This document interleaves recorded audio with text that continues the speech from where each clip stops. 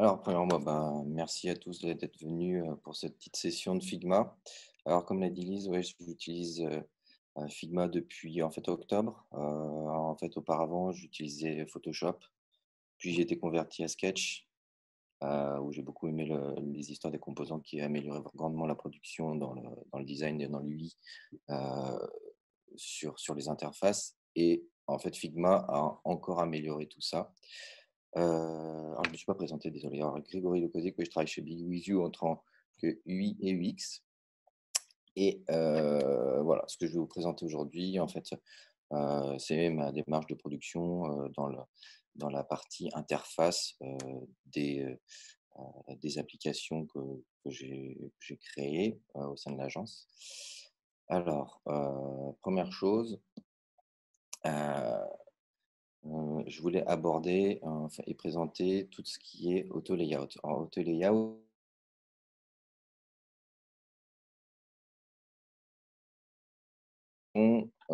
graphique, pourquoi?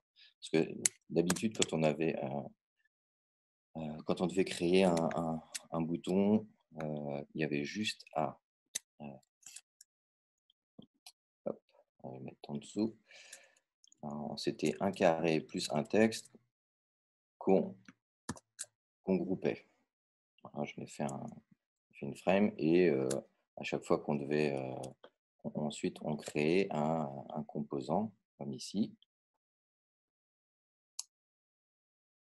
Mais ce qu'il y a, c'est que de temps en temps, on avait un texte qui était très, très, très, très long et il n'y avait pas d'adaptation. Alors, la chose qu'ils ont fait, c'est que maintenant, au lieu d'utiliser un, euh, un fond pour le bouton ou le CTA, c'est d'utiliser l'auto-layout. Et l'auto-layout, en fait, pour l'utiliser directement, c'est en cliquant dessus et on fait Shift A. Et là, ce qu'on voit, en fait, c'est qu'on crée une petite frame. À l'intérieur, il y a le contenu. Le contenu, ici, c'est juste un texte. Et on peut paramétrer cet auto-layout par le biais de cette partie-là. Ce qu'on peut faire, c'est donc gérer les espaces sur les côtés en augmentant. Je vais juste ajouter un petit fond pour qu'on voit ce qui se passe exactement. Voilà. Donc, ce qu'on peut paramétrer donc, en sélectionnant la frame, c'est les espaces sur les côtés et les espaces sur le dessus. Mais surtout, le gros, le gros principe de l'auto-layout, c'est que ça, la dimension ça s'étire automatiquement en fonction du contenu qui est à l'intérieur. Là où on peut aller plus loin, c'est que on va utiliser cette base comme structure de notre CTA. Donc pour ça, je le renomme. Alors pour renommer un calque, il y a juste à sélectionner son calque, faire un pommaire et il n'y a plus qu'à écrire à l'intérieur. Donc là, je vais mettre structure CTA. Pourquoi structure? En fait, ça va être ma base. Ça va être ma base. Je vous montrerai pourquoi je fais comme ça. Hop. Juste enlever le fond. Pour créer, par exemple, un CTA primaire, ce que je fais, c'est que je copie mon composant master. En fait, on le voit ici. Hein. Composant master, il y a ce petit picto avec les 4 diamants. Et quand c'est un composant, on va dire, c'est une instance du master, c'est juste un diamant avec le contour. Ce qui me permet de modifier cette partie-là de mon CTA et de créer mon premier master. Mon premier master, en fait, j'ai utilisé des couleurs que j'ai préenregistrées. Alors, c'est des. Je vais venir là-dessus rapidement. Couleurs préenregistrées, ce que j'ai fait, c'est que j'ai créé donc ces petites pastilles. Et quand on a ça, en fait, à la base, on est juste avec, avec une couleur telle que en hexa. Et là, en fait, ce que j'ai fait, c'est que j'ai était dans la palette style. Avec ces 4 points, j'ai fait ajouter un style. Et après, je vais le faire rapidement pour montrer la cantine primaire, secondaire et voilà. L'intérêt d'utiliser les slash, c'est que ça va permettre de catégoriser en fait vos styles. Alors, comment ça se voit quand on catégorise les styles? Par exemple, là, je vais sélectionner ma couleur et on voit que la cantine secondaire, c'est ici, la cantine juste tout court et mes références primaires sont toutes catégorisées. Donc, c'est très facile pour retrouver ces éléments, très pratique. Donc, je reviens à mon bouton. Grégory, tu as une question d'Héloïse qui demande quels sont les avantages de Figma par rapport à Adobe XD? Alors, j'ai testé XD en fait, en rentrant aussi en octobre. XD, en fait, est assez pratique pour la partie proto à faire rapidement. Mais je trouvais qu'en termes de production et de facilité de prise en main de l'outil, j'étais pas aussi rapide qu'avec XD. En fait, Figma est devenu beaucoup plus naturellement. J'ai beaucoup plus adhéré à la manière de créer de Figma. Pour dire la révolution, c'est que du passage de Photoshop à Sketch, c'était fou pour moi, mais de Sketch à Figma, c'était encore plus fou. Et quand je suis passé de Sketch à XD, j'ai pas ressenti vraiment ce côté, ouais, ça va révolutionner ma manière de travailler, alors que Figma l'a vraiment fait. J'espère que ça répond à la question. Alors, je reviens à mon bouton primaire. Donc, je modifie juste les catégories. Donc là, la couleur du texte.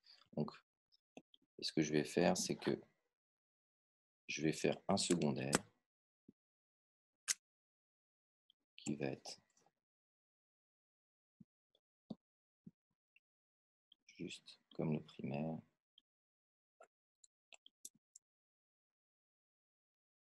Et de modifier la couleur du texte également. Voilà. Donc, ce que j'ai fait, alors je vais débarrasser un peu ça pour qu'on voit un peu mieux. C'est que j'ai une structure qui est maître, puis j'ai deux éléments qu'on appelle instances du composant. Le truc qui est super pratique, c'est que quand je vais modifier ici, par exemple, là, je vais changer juste la typo. Ce qu'il y a, c'est que ça va changer tout ce que je vais avoir, enfin tous les composants type CTA en fait, que je vais avoir sur ma création. Le but, c'est que je ne change qu'à un endroit. Alors que si j'avais on va dire, mon composant CTA primaire, mon composant CTA secondaire, en fait, c'est des choses que je vais faire une fois, deux fois, trois fois, enfin, N fois en fonction du nombre de composants que je vais avoir. Là, le but, c'est vraiment de tout avoir à un endroit et de pouvoir créer, de pouvoir tout modifier d'un seul tenant. Je vois la question de Marion. Peut-on exporter facilement les maquettes de Figma vers Zeplin? Oui, il y a un plugin pour ça. On peut. On peut. Après, ça dépend. Enfin, faut voir aussi avec les devs, mais c'est parce qu'il y a une partie code aussi qu'on peut avoir sur Figma. Donc, ce que je fais aussi, c'est que je partage moi toute ma créa sur Figma avec les devs. Parce qu'en fait, ils peuvent importer les images. Donc, ouais, il y a un intérêt. Hop.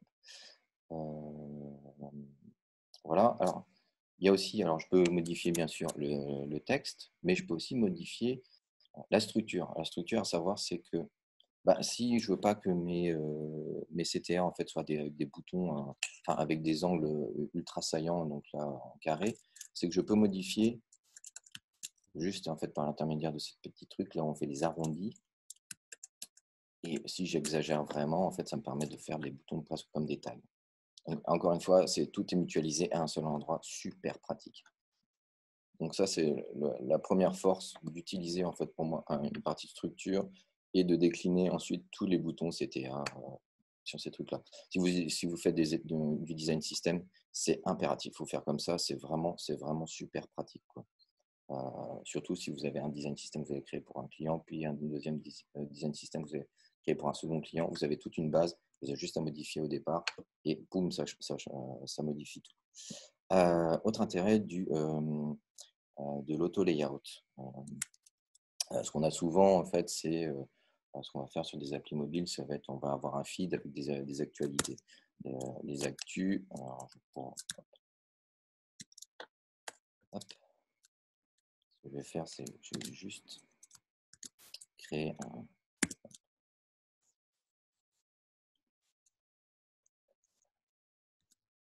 Bon, je vais créer un titre de l'actu. Ensuite, j'ai souvent une image.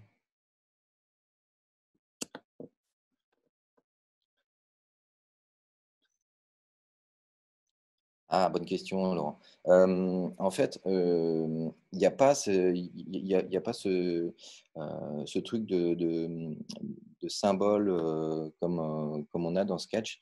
Là où on crée le master, en fait, c'est l'artboard. En fait, on va le retrouver que sur l'artboard. Après, le truc, si on fait bien les choses, moi j'avoue que j'aime bien la manière de ranger de Sketch pour ça, c'est de créer son master, d'avoir un espace où on met tous les masters et de ne travailler qu'avec des instances en fait sur sa création. Mais à la base, ouais, quand on crée un master, il reste sur l'artboard sur lequel on est en train de l'utiliser.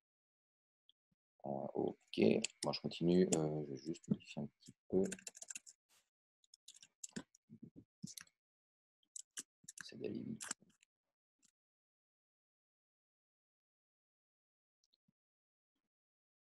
Alors, les contraintes de texte aussi. En fait, ça, ces petits pictos là, là, ça va en fait le cadre de sélection va s'adapter en fonction de tout ce qu'on va avoir en termes de contenu de texte.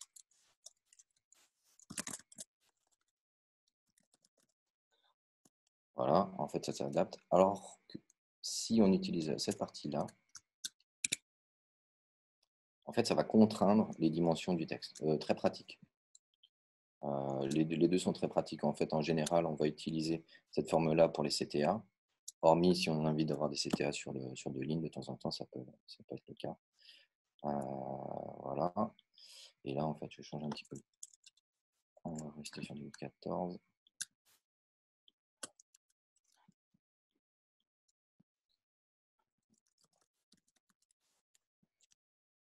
Un petit peu plus sympa.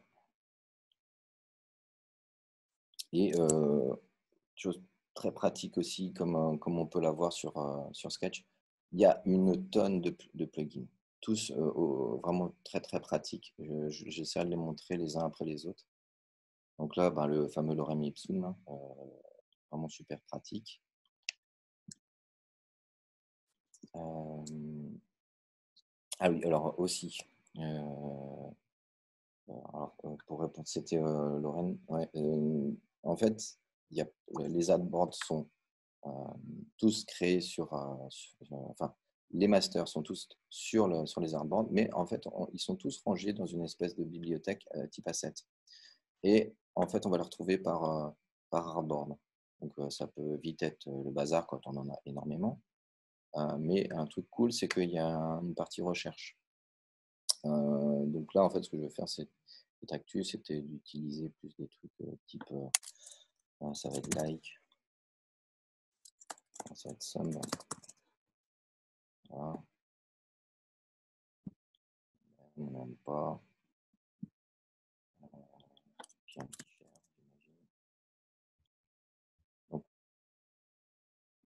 C'est vrai qu'on peut vite se retrouver avec énormément de composants. Et le fait de pouvoir avoir cette partie de recherche est vraiment très, très pratique. Autre truc assez sympa, c'est que en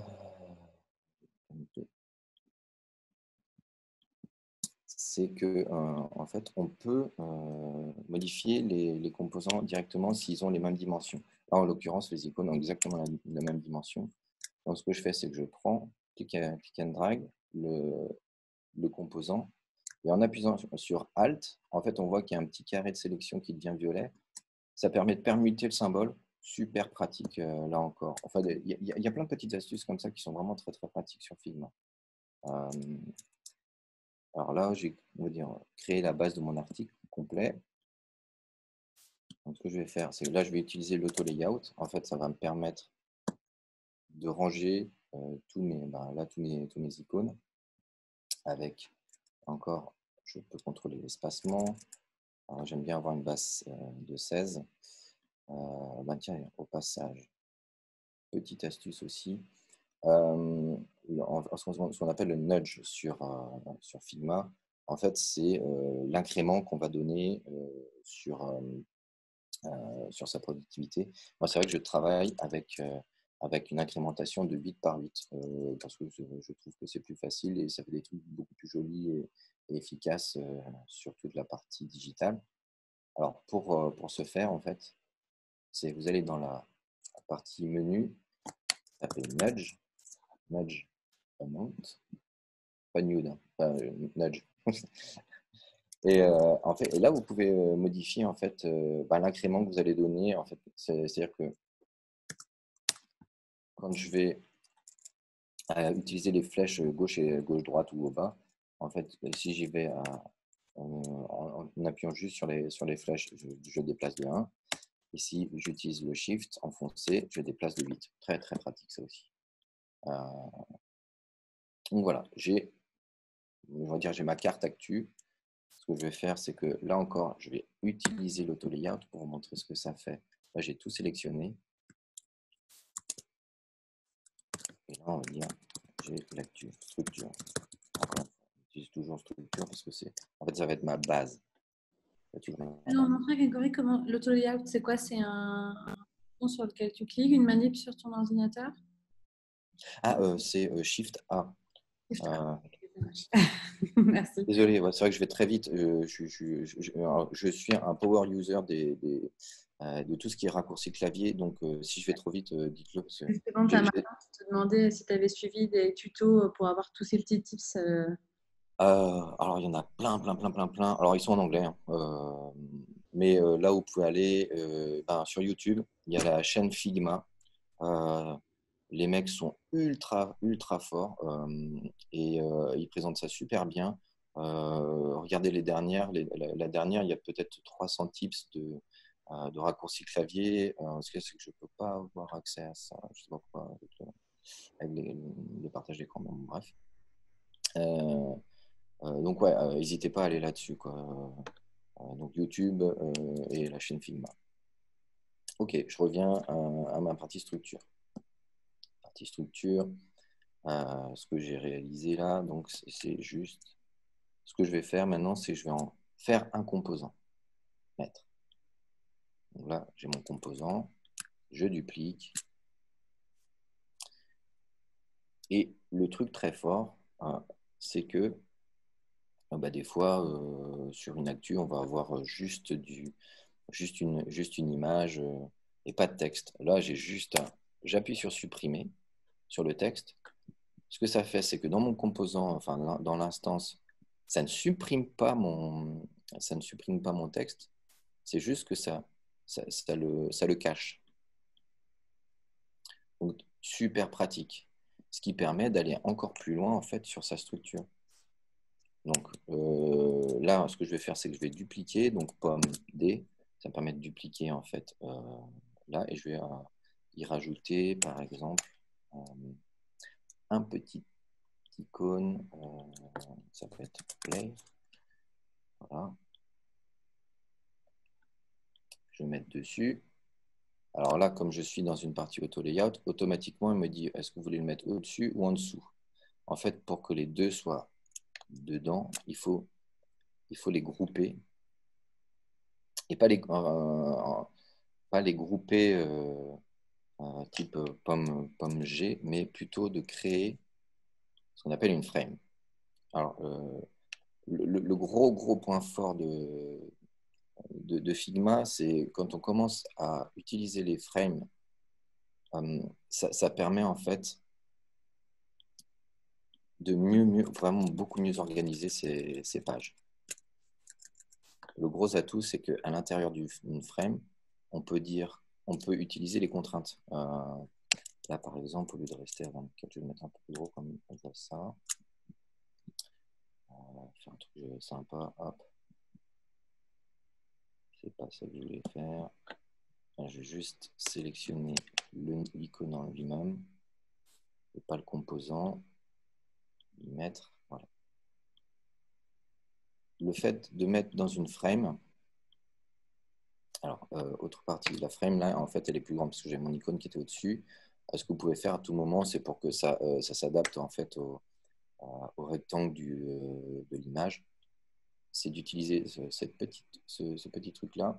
Alors, l'icône, c'est Resize to Fit. En fait, ça permet de redimensionner la frame à la hauteur des éléments qui sont à l'intérieur de la frame. Très, très pratique. Autre truc pour que ce soit un peu plus sympa à regarder, c'est juste, je vais peupler en fait les images. Moi, j'utilise un petit plugin qui s'appelle Unsplash. En fait, ça permet d'aller graber des images un peu partout sur le net. Voilà. Je propose après plusieurs thématiques différentes. On va prendre plus nature. Voilà. Ça permet tout de suite de faire des trucs qui sont un peu plus cohérents, un peu plus faciles, qu'on peut plus facilement montrer. Alors, pourquoi j'ai fait aussi cette partie vidéo? En fait, ça, c'est ma structure. Ce que je vais faire, c'est que ici, je ne veux pas de vidéo, je veux juste une image et un texte. En dessous, là, je ne veux que du texte. En dessous, là, je veux pas les trucs des réseaux sociaux. Et enfin, vous comprenez un peu l'idée. Et ici, je veux peut-être juste la vidéo avec la partie réseaux sociaux. Donc là, en fait, j'ai 4 éléments d'actu. Ce que je peux faire, c'est encore d'utiliser l'auto-layout. Et dans l'auto-layout, en fait, là, il est mis en horizontal. Si je le mets en vertical, on va comprendre tout de suite l'intérêt. Vous créez un feed rapidement et que vous pouvez en fait rajouter. Si je duplique ça, je peux dupliquer à l'infini très très très facilement pour pouvoir ensuite présenter vos maquettes. Je vois que ça passe très très vite. Donc maintenant vous avez compris un peu le principe.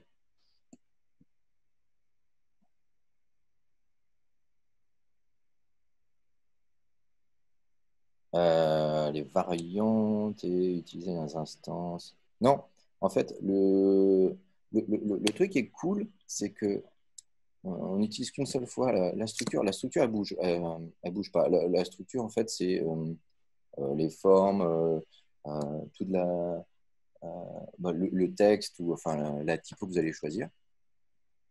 Mais ensuite, vous faites ce que vous voulez. Une fois que vous avez dupliqué votre master, que vous êtes sur votre instance, vous mettez ce que vous voulez. C'est ça le gros intérêt, quoi. Voilà. Et puis ici, et ça, je peux le dupliquer à l'infini.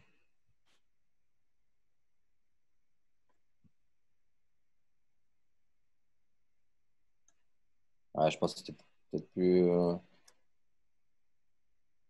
En fait, là, ce que j'ai fait, c'est que je raisonne un peu en design system qu'on peut donner en fait, à d'autres UI, c'est d'avoir une structure où il y a tout dedans.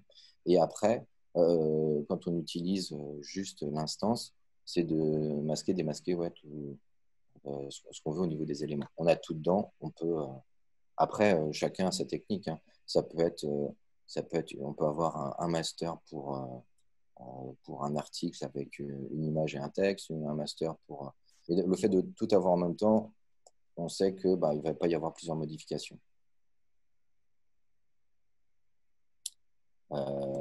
Est-ce que ça répond à ta question, Coralie?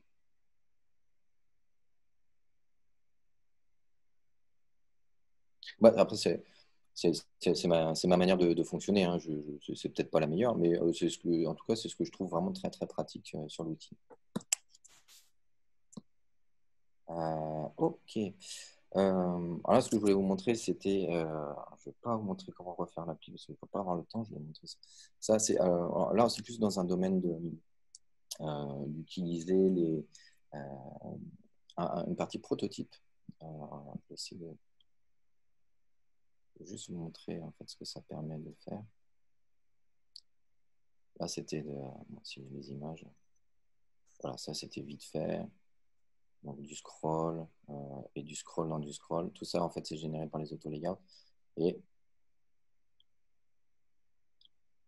d'avoir aussi. Donc Figma est assez puissant aussi pour la réalisation de prototypes. Ça ne va pas aller aussi loin qu'un Principle ou un Flinto ou un Protopie, mais ça permet de faire des choses qui sont assez poussées, notamment par ce petit truc-là. Et quand on se trompe, il nous dit en plus où est-ce qu'il faut qu'on clique. Voilà. Ça, c'est en fait ce qu'on appelle un peu une pop-over. Et je vais juste vous montrer rapidement comment on fait ça. Ah, je sais pas. Ok, alors pour faire ça, alors, quand on a... donc, voilà, j'ai tous mes éléments, donc à savoir ma home, la popine de recherche. Là, c'est avec l'input qui a été rempli et la partie bibliothèque. Alors, ce que je vais faire, c'est que je vais passer en mode prototype. Donc ici, hein, en mode prototype, on voit en fait tous les liens en fait, entre les frames. Un truc très pratique, c'est que quand on repart de zéro, ce qu'on peut faire, c'est j'enlève toutes les connexions. Boum, là, j'ai plus rien. Donc, je dois tout refaire. Hop, voilà. Ce que je vais faire. Là, on va voir que c'est assez rapide aussi sur Figma. C'est là, j'ai mon petit point, je tire dessus. Voilà. Moi, je n'ai plus qu'à donner ce que je veux tellement faire. C'est quand je vais taper dessus, je veux ouvrir un overlay. Ouvrir un overlay, en fait, c'est-à-dire que je vais ajouter cette frame par-dessus celle-ci. Très très pratique pour les pop-over. C'est quelque chose qu'on connaît pas trop sur Figma. Je vais aller encore plus loin en fait. Et ce qu'on peut faire, c'est que quand je vais cliquer sur le clavier, je vais aller swapper. C'est-à-dire que je vais permuter entre ces deux instances. Et enfin, quand je vais... Hop, ce que je vais faire, ce dernier, c'est au tap. C'est que je vais fermer l'overlay. Alors, un truc que je n'ai pas fait, c'est donner des petites directives pour retrouver l'effet que je vous ai montré en démo. C'est l'animation. Ce que je veux faire, c'est que c'est un move-in, c'est que ça arrive à l'intérieur, ça arrive du bas. Et je vais modifier juste le temps pour que ce soit assez rapide. Voilà. Pareil, on va tester, voir si ça fonctionne. Ça va aller assez rapidement. Donc, je vais cliquer là, c'est pas ça qu'il fallait faire, mais voilà, vous avez l'idée.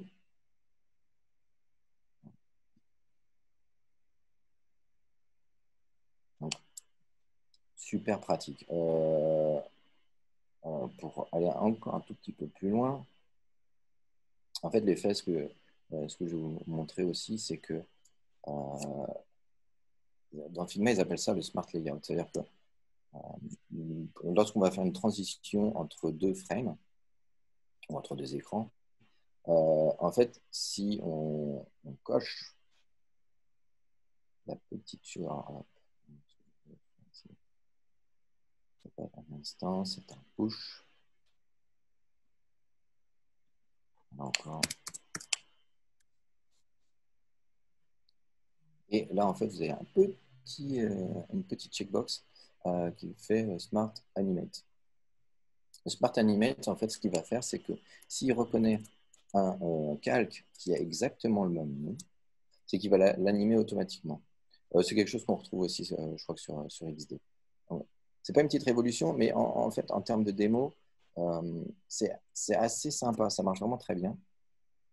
C'est le petit effet en plus sur les micro-interactions.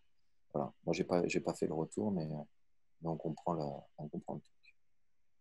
Hop. Donc, j'ai cette barre qui m'embête un peu. Voilà, parfait. OK. Des petites questions là-dessus. Peut-être que c'est quelque chose que vous utilisez aussi, hein, vous, de votre côté. Alors, il me reste, on va dire, 10 minutes. Je vais peut-être utiliser ces 10 minutes. Alors, je ne sais pas si vous avez rencontré ça en tant que lui, mais moi, dès lors, on commence à faire euh, des, des tableaux pour des back-office. On fait son tableau, on cale tout et tout, on prend du temps. Et vient le jour de la recette où il faut faire des modifications dans le tableau. Et, Tu peux nous montrer comment importer des données? Non, non, c'est pas pour importer des données. D'accord. Mais comment tu importes toi des données dans l'outil, par exemple? Alors ça, il peut y avoir deux méthodes. Soit on tape tout, ce qui n'est pas pratique. Soit en fait, il y a un plugin aussi qui permet ça. Alors, ça s'appelle Content Reel. Ils viennent juste de le changer il y a 2 semaines. C'est un peu dommage parce que la première mouture, j'ai trouvé un petit peu plus efficace. Mais ça a tout de même le mérite d'exister. Ce que ça fait, c'est que en fait, ça vous propose des listes, euh, de contenus qu'on peut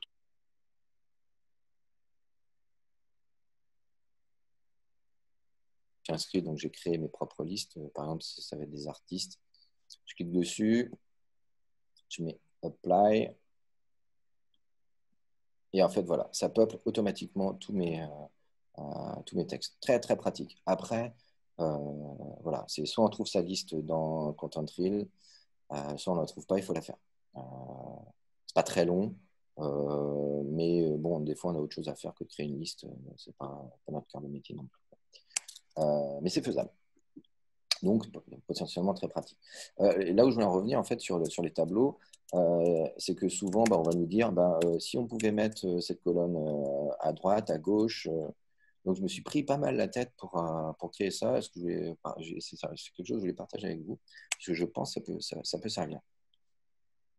Donc, ce que j'ai créé, c'est à la base, en fait, j'ai créé une cellule.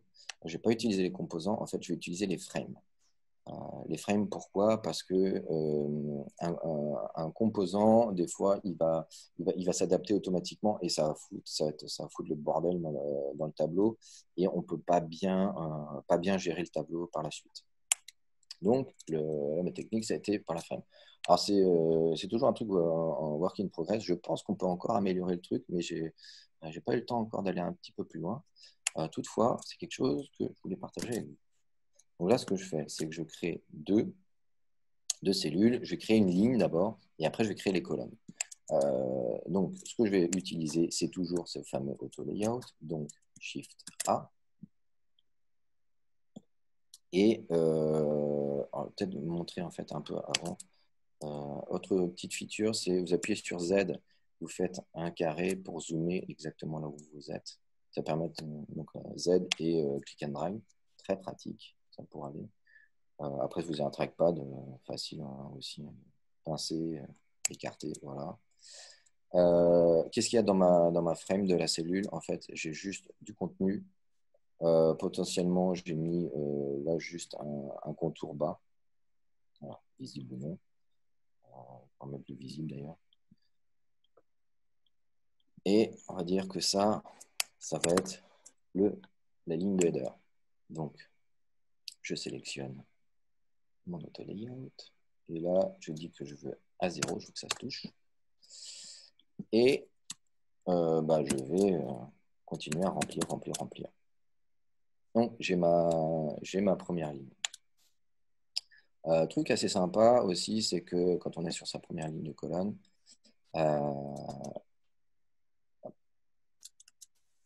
alors, quelque chose que je vais utiliser souvent ici, c'est la sélection parent-enfant. Parent-enfant, alors comment on fait? Là, en fait, j'ai sélectionné l'enfant, on voit bien ici le titre. Ce qu'il y a, c'est que automatiquement, par un raccourci clavier, je peux sélectionner le parent. Et ça, pour ça, je fais Shift Entrée. Et pour partir du parent pour aller vers l'enfant, je fais juste Entrée. C'est quelque chose que je vais utiliser assez souvent, là, juste pour cette partie tableau. Donc là, j'ai sélectionné toutes les frames. Je vais juste mettre un fond. Et ce que je vais faire, c'est que je vais juste changer la taille des titres. Alors, pour sélectionner directement, en fait, là, je crée une zone et j'appuie sur commande et ça me permet de sélectionner que ce qu'il y a à l'intérieur de la zone.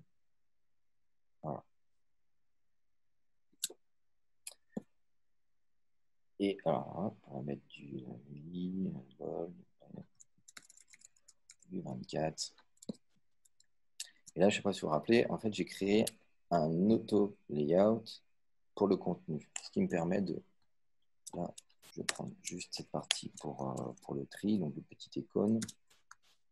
Je sélectionne mon texte, je copie, je colle, boum, ça se met automatiquement à la suite de mon titre. Super pratique. Alors, en fait, c'est des petites choses qui, au départ, mais ça vous facilite la vie à une vitesse. C'est vraiment super, super pratique. Donc, une fois que j'ai fait ma première ligne, ce que je vais faire, c'est je vais dupliquer cette ligne. Donc, en faisant pomme D. Là, je vais l'appeler TD. Et un tableau, en fait, c'est jamais qu'une succession de lignes verticales. Donc, à nouveau, un auto-layout. Donc là, je peux faire un plus. Je vais mettre 0.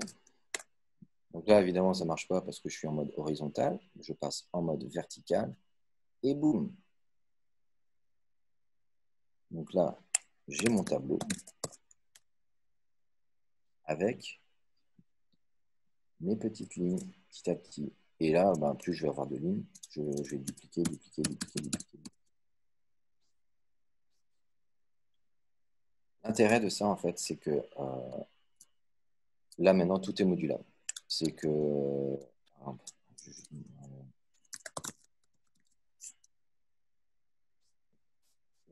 j'ai sélectionné le plus petit, je fais Shift Entrée, j'ai sélectionné le parent, Shift Entrée, là, je suis sur la cellule, Shift Entrée, je suis sur la ligne. Et là, en fait, cette ligne, je veux la remonter. J'utilise les flèches haut et bas. Et ça me permet de naviguer de naviguer dans le tableau. Marion, oui, apparemment, il y aura un replay derrière.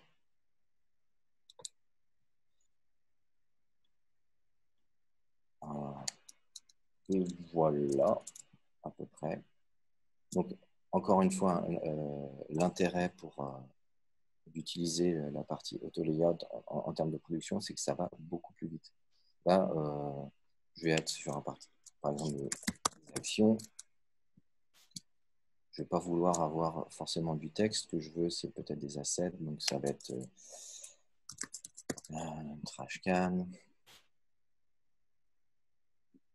Je l'ajoute directement et je peux modifier avec les flèches d'aller à droite à gauche. Donc, l'ordre d'apparition des éléments. Si je fais un...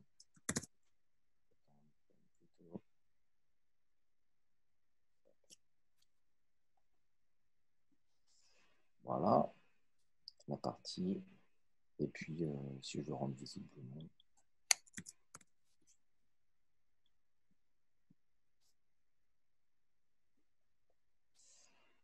Voilà. Et là, ce que je vais faire, c'est que je vais copier ceci. Ils se sont rangés automatiquement. Pourquoi? Parce que je suis à l'intérieur de mon auto-layout. Super pratique. Donc, je fais pomme C. Je sélectionne par exemple la partie, juste le texte.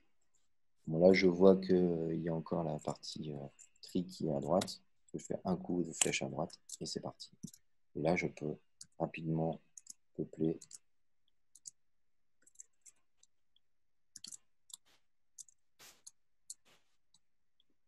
toute ma colonne assez facilement. Alors là, quand je sélectionne, en fait, on voit que je sélectionne aussi le contour. Ce que je fais, c'est que je crée une zone. Je crée une zone en appuyant toujours sur commande, permet de sélectionner les éléments directement.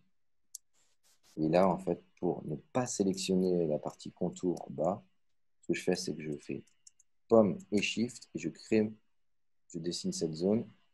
Et en fait, ça soustrait la partie contour bas. Là, je n'ai pas besoin de la partie titre. Je l'enlève.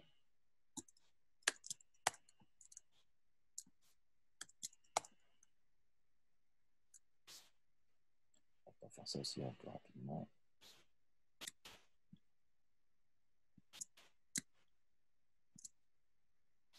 Hop.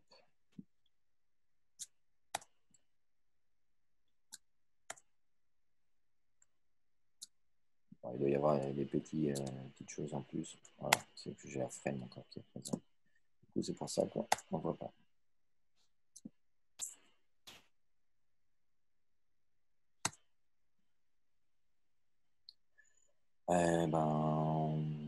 Voilà mes petits tips sur la partie tableau. Je vous avoue que j'ai utilisé beaucoup sur certains et j'ai gagné beaucoup de temps en utilisant cette technique-là.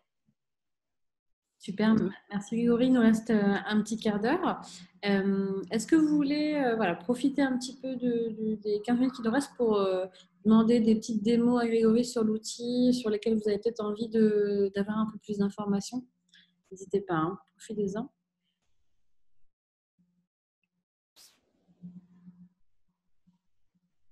Est-ce qu'il y a des aspects sur lesquels potentiellement vous voulez un peu plus d'informations? Voilà, peut-être. Je suis passé vite sur cette partie-là. C'était plus pour montrer la partie tableau qui va être intéressante. Si tu veux, en tout cas, voilà, nous en dire un petit peu plus sur peut-être sur. Oui, comment moi j'ai créé cette home-là. En fait, si je la décortique, il y a plusieurs éléments différents. C'est qu'à l'intérieur, en fait, j'ai des composants. Voilà. Les composants, le premier composant, c'est le nom de ma playlist avec l'image et le nom. Après, c'est la rubrique que j'ai construite en créant un composant. Donc ça, c'est une succession de playlists avec un titre. On va voir la construction. Alors, je l'ai mis dans une frame. En fait, c'est pour utiliser ce qu'on appelle le scroll, avoir la partie scroll horizontale. Après cet élément, je l'ai mis dans ce qu'on appelle les rubriques. Ce qu'il y a. Donc, c'est une succession de rubriques à la verticale qui sont elles-mêmes, une fois que je suis sur l'appli, en fait, ici, elles sont imbriquées à l'intérieur d'une frame pour réaliser, en fait, dans la partie prototype, le scroll en vertical. En moyenne, tu mets combien de temps pour créer une interface? Enfin, tu sais, ou alors combien de temps ça t'a gagné potentiellement par rapport à ton autre outil? Avant, ouais, en ce cas, c'est que je n'ai pas pu comparer parce que je faisais deux choses différentes entre Sketch. Mais une fois qu'on comprend les petites subtilités de Figma, je pense que j'ai gagné entre 20 et 30% de production en rapidité. Après, voilà, c'est ma marotte. J'aime bien aller chercher les petits tips, les nouveaux trucs. Et pour ça, enfin, il y a une communauté qui est ouf sur YouTube. Faut pas hésiter à y aller, quoi. Si vous voulez gagner du temps, vous allez apprendre plein de trucs. C'est juste génial ce qu'ils sont capables de.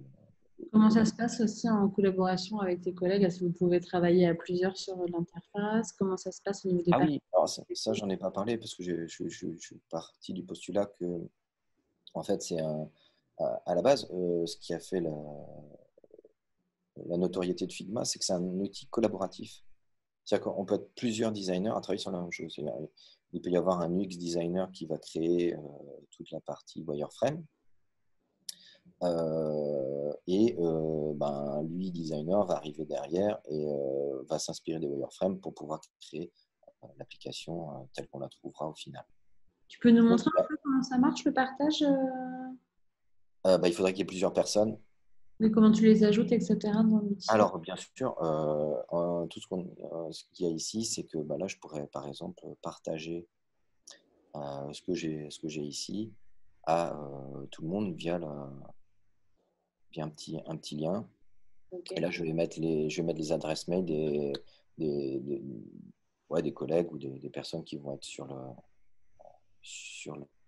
sur le projet. Ça peut même être le client, hein, parce que le client a la capacité aussi.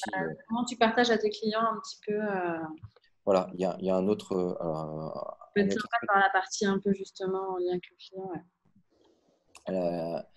Euh, une autre partie qui peut être sympa, mais sans trop l'utiliser non plus, c'est la partie commentaire. En fait, on peut demander au client de faire un commentaire sur telle partie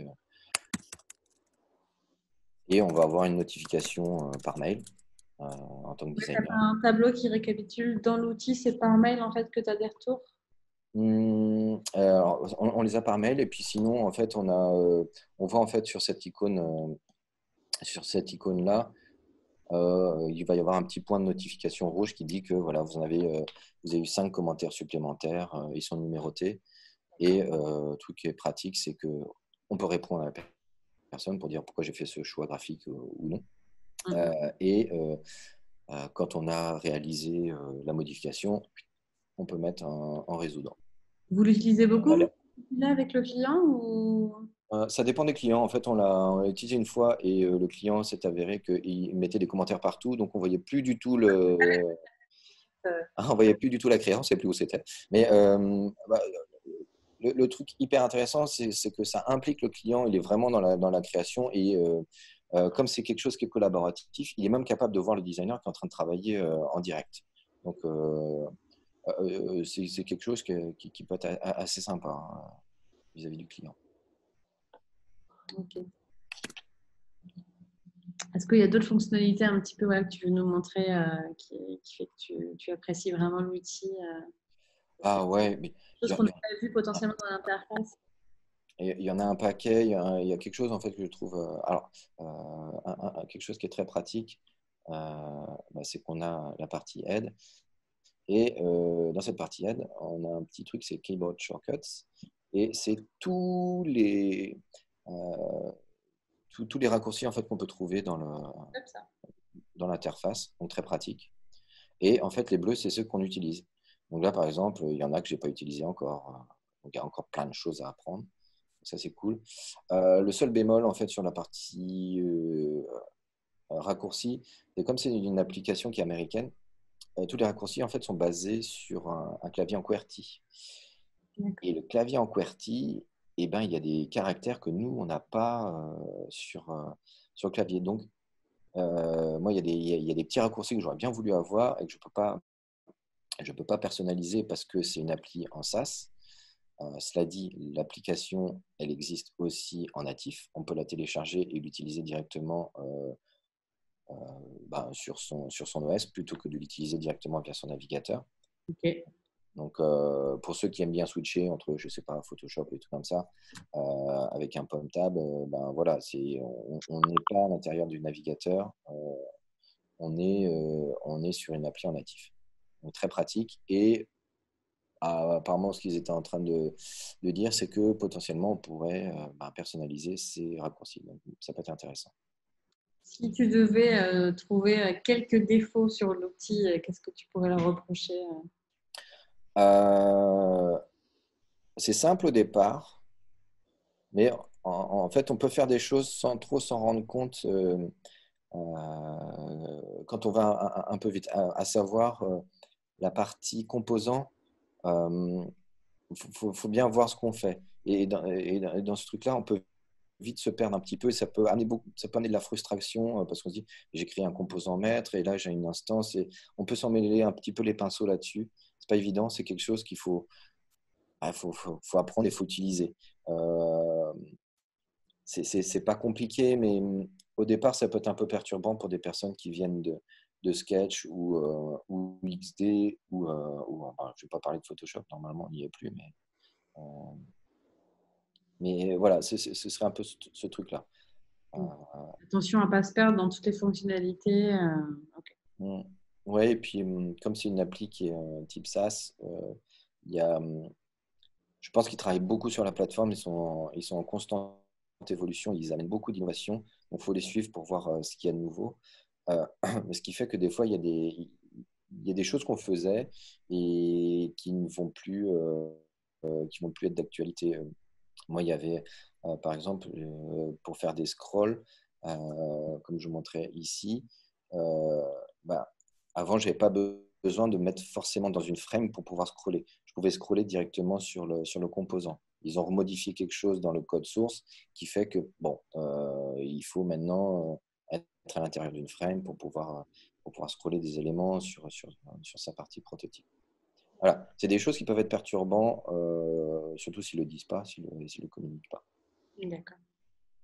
Mais sinon, le reste, allez-y. Souvent, il y a la question du prix qui revient. Aujourd'hui, tu sais combien vous payez l'outil par mois? 0. D'accord, ok. Alors, 0, pourquoi on pourrait utiliser une version payante. Là, en fait, avec la version gratuite, on a suffisamment de quoi... on a accès à toutes les fonctionnalités. C'est juste la partie payante, c'est quand on a des grosses équipes de designers qui vont travailler à plusieurs sur le même projet. Nous, ce n'est pas le cas. Des fois, on va être 2 sur le projet. Et c'est quelque chose qu'on peut faire juste avec la version gratuite. D'accord, la version payante, c'est plus Mais pour si vous êtes... ajouter des collaborations, en fait, et puis Voilà. il n'y a pas plus de fonctionnalités que ça, finalement. Qui veulent utiliser un design system et qui veulent passer par Figma, il y aura autant de licences par tête, par mois, qui vont utiliser ce design system. Donc ça à prendre en compte. Ça peut monter assez vite. Je ne sais plus exactement combien était le prix, mais je ne vais rien dire parce que je vais dire une bêtise certainement. Mais ça doit être entre 12 et 20 euros par mois, par personne. Donc, s'il y a une équipe de 80, ça peut faire mal au portefeuille. Bon, top. Est-ce qu'il vous reste Il nous reste 5 minutes. Donc, si vous voulez poser une dernière question, c'est maintenant. Et je ne sais pas si toi, du coup, Grégory, tu veux te dire un petit mot sur de la fin pour venir clôturer un peu ta démo. En tout cas, tu as l'air de vraiment apprécier l'outil. J'imagine que tu l'utilises un peu au quotidien. Ouais, alors, je ne sais pas s'il n'y a pas une petite question. Je vais attendre un petit peu. N'hésitez pas. J'ai pas dû être clair tout le temps. Ou alors, ça a été très clair. Ouais. Ça m'étonnerait, mais bon. En tout cas, il faut pratiquer. C'est bien ce que j'ai retenu. Pratiquer l'outil, pratiquer les raccourcis. Voilà, c'est un apprentissage. C'est un combien de temps à peu près pour approprier l'outil? Moi, j'avoue que j'ai beaucoup aimé. J'ai tout de suite adhéré. Je me dis, une semaine pour commencer. J'ai fait des premiers projets tout de suite dessus. Donc c'était un choix d'utiliser Figma et de le basculer sur l'agence. En fait, on avait soit XD, soit Figma. La balance entre les deux, on est très vite allé sur Figma, beaucoup plus simple. Super. Après, ouais, en petit mot de la fin, vous me retrouvez sur LinkedIn. S'il y a des choses que vous n'avez pas compris, n'hésitez pas à me poser des questions via les réseaux, évidemment. Okay. Et j'espère qu'on pourra reparler encore de Figma parce que c'est une première approche juste concentrée sur l'auto-layout. Mais il va falloir créer une communauté nantaise. Oui, ce serait rigolo. Et puis, j'imagine, il y a plein d'experts Figma un peu partout sur Nantes. En tout cas, merci beaucoup Grégory. Vu qu'il n'y a pas d'autres questions, c'est que je pense que ça a été très clair.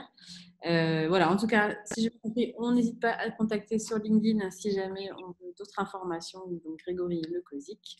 Voilà, puis je vous souhaite à tous et toutes une bonne fin de journée. Nous, ce sera le dernier Tools de l'été. Donc voilà, et puis je vous dis rendez-vous en septembre. Merci beaucoup Grégory. À toutes. Merci.